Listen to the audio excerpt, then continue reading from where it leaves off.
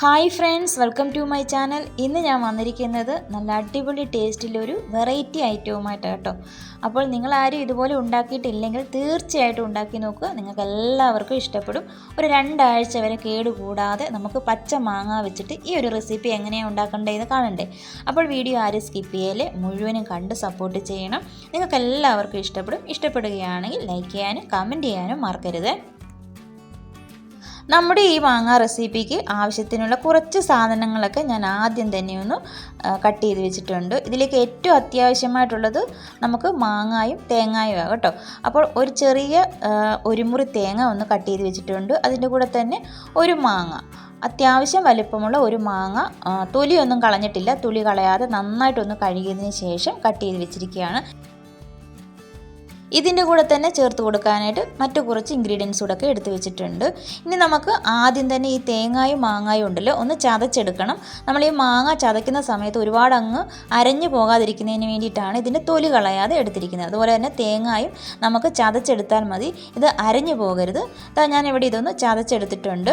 അപ്പോൾ ഈ ഒരു രീതിയിൽ വേണം ചതച്ചെടുക്കാനായിട്ട്. ആദ്യം മാങ്ങ മാത്രമായിട്ട് നമുക്കൊന്ന് ചതച്ചെടുക്കാം, അതിനുശേഷം തേങ്ങായും അതുപോലെ തന്നെ ഒന്ന് ചതച്ചെടുക്കാം.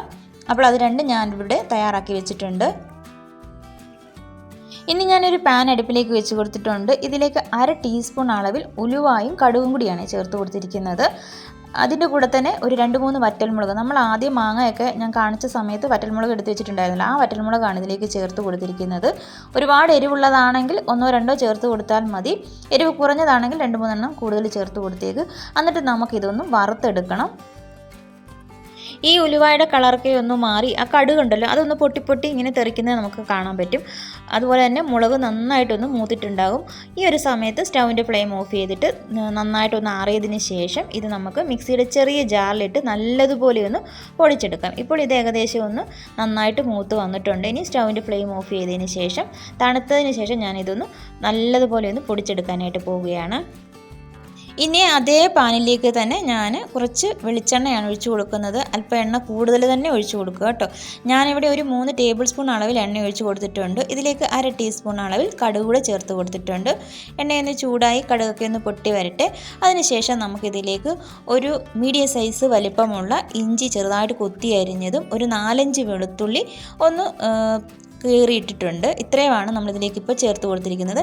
അതിനുശേഷം ഇതൊന്ന് വഴറ്റിയെടുക്കാം. കുറച്ച് കറിവേപ്പിലയും കൂടി ഇതിലേക്ക് ചേർത്ത് കൊടുത്തിട്ടുണ്ട്.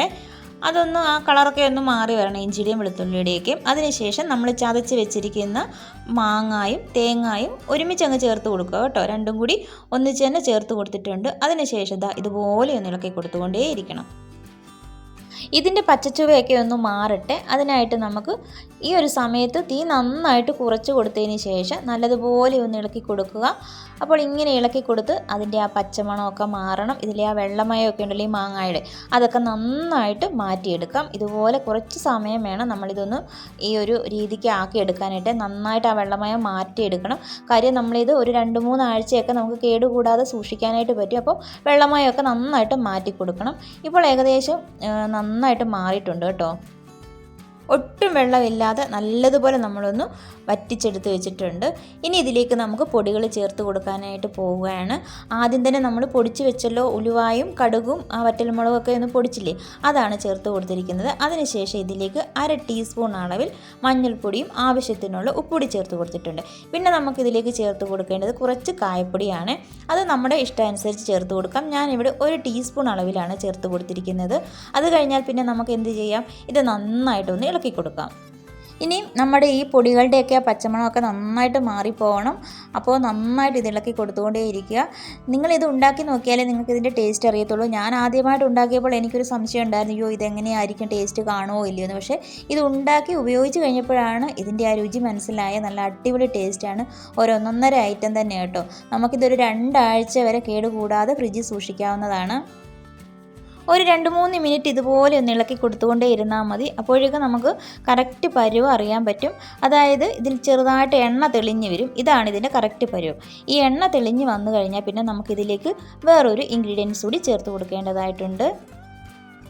ഈ മാങ്ങയുടെ ആ ഒരു പുളിപ്പും നമ്മൾ ചേർത്ത് കൊടുത്തിരിക്കുന്ന മുളക് പൊടിയുടെ ആ എരിവൊക്കെ ഒന്ന് ബാലൻസ് ചെയ്യുന്നതിന് വേണ്ടി നമുക്കിതിലേക്ക് കുറച്ച് ശർക്കര ചേർത്ത് കൊടുക്കാം. ഞാനിവിടെ പൊടിച്ച ശർക്കര ഉണ്ടല്ലോ അതാണ് ചേർത്ത് കൊടുത്തിരിക്കുന്നത്. ഒരുപാടൊന്നും ചേർത്തിട്ടില്ല. ഞാനൊരു 1/2 ടേബിൾ സ്പൂൺ അളവിലേ ചേർത്ത് കൊടുത്തിട്ടുള്ളൂ. നമ്മൾ ഒത്തിരി ചേർത്ത് കൊടുത്താൽ ഒരുപാടങ്ങ് മധുരമായിരിക്കും. അതുകൊണ്ട് കുറച്ച് മാത്രം ചേർത്ത് കൊടുക്കുക. അതിനുശേഷം നമുക്ക് നന്നായിട്ടൊന്ന് ഇളക്കിയെടുക്കാം. പിന്നെ നിങ്ങൾക്ക് ഈ വീഡിയോ കണ്ടുകൊണ്ടിരിക്കുന്ന സമയത്ത് ഇഷ്ടമാവുകയാണെങ്കിൽ മറക്കാതെ വേഗം ഒന്ന് ലൈക്ക് ചെയ്തേക്കണം. അങ്ങനെ നമ്മുടെ മാങ്ങ റെസിപ്പിയുടെ അവസാന ഘട്ടത്തിലേക്ക് നമ്മൾ എത്തിക്കൊണ്ടിരിക്കുകയാണ്. ഇത്രയും മതി. നന്നായിട്ട് ഇളക്കി കൊടുത്തിട്ടുണ്ട്. ഇനി നമുക്ക് സ്റ്റൗവിൻ്റെ ഫ്ലെയിം ഓഫ് ചെയ്തതിന് ശേഷം നമുക്ക് ഇഷ്ടമുള്ള പാത്രത്തിലേക്ക് ഇത് മാറ്റാവുന്നതാണ്. 2 ആഴ്ച വരെ നമുക്കിത് ഫ്രിഡ്ജിൽ കേടുകൂടാതെ സൂക്ഷിക്കാവുന്നതാണ്. അപ്പോൾ നിങ്ങൾക്ക് എല്ലാവർക്കും ഇഷ്ടമായിട്ടുണ്ടല്ലോ. ഞാനിതിപ്പോൾ ഇത് ഒരു പ്ലേറ്റിലേക്കാണ് മാറ്റി കൊടുക്കാനായിട്ട് പോകുന്നത്. കണ്ടോ, നമുക്ക് നല്ല അടിപൊളിയായിട്ട് ഉണ്ടാക്കിയെടുക്കാനായിട്ട് കഴിഞ്ഞിട്ടുണ്ട്. നല്ല ക്രിസ്പി ആയിട്ടാണ് ഇത് ഇരിക്കുന്നത്. ചൂടൊന്ന് ചെറുതായിട്ട് മാറിയതിന് ശേഷം നമുക്കിത് നല്ലൊരു കുപ്പിയിലാക്കി ഫ്രിഡ്ജിൽ സൂക്ഷിക്കാൻ പറ്റും. അപ്പോൾ ഇതെല്ലാവരും ഒന്ന് ഉണ്ടാക്കി നോക്കുക. ഒറ്റ ഒരു മാങ്ങ മാത്രം മതി. നല്ല അടിപൊളി ഒരു റെസിപ്പിയാണ് തയ്യാറാക്കിയിരിക്കുന്നത്. എല്ലാവരും ട്രൈ ചെയ്യുക. ട്രൈ ചെയ്താൽ മാത്രം പോരാ, നിങ്ങളുടെ അഭിപ്രായങ്ങളൊക്കെ അറിയിക്കുക. നിങ്ങൾ ഈ വീഡിയോ കണ്ടുകൊണ്ടിരിക്കുമ്പോൾ നിങ്ങൾ സബ്സ്ക്രൈബ് ചെയ്യാതെ കാണുന്നവരാരെങ്കിലും ആണെങ്കിൽ പ്ലീസ് ഒന്ന് സബ്സ്ക്രൈബ് ചെയ്ത് സപ്പോർട്ട് ചെയ്തേക്കണം. അതുപോലെ തന്നെ അതിൻ്റെ തൊട്ടടുത്തുള്ള ആ ബെല്ലൈക്കൺ ഒന്ന് എനേബിൾ ആക്കുകയാണെങ്കിൽ ഞാനിടുന്ന വീഡിയോസിൻ്റെയൊക്കെ നോട്ടിഫിക്കേഷൻ പെട്ടെന്ന് തന്നെ വരുന്നതാണ്. അപ്പോൾ മറക്കാതെ സബ്സ്ക്രൈബ് ചെയ്യുക, ബെല്ലൈക്കൺ എനേബിൾ ആക്കിയിടുക. ഇതുപോലെയുള്ള നല്ല റെസിപ്പികളുമായിട്ട് ഞാൻ പെട്ടെന്ന് തന്നെ വരുന്നതായിരിക്കും. അപ്പോൾ കണ്ടുകൊണ്ടിരുന്ന എല്ലാവർക്കും താങ്ക്സ് ഫോർ വാച്ചിങ്.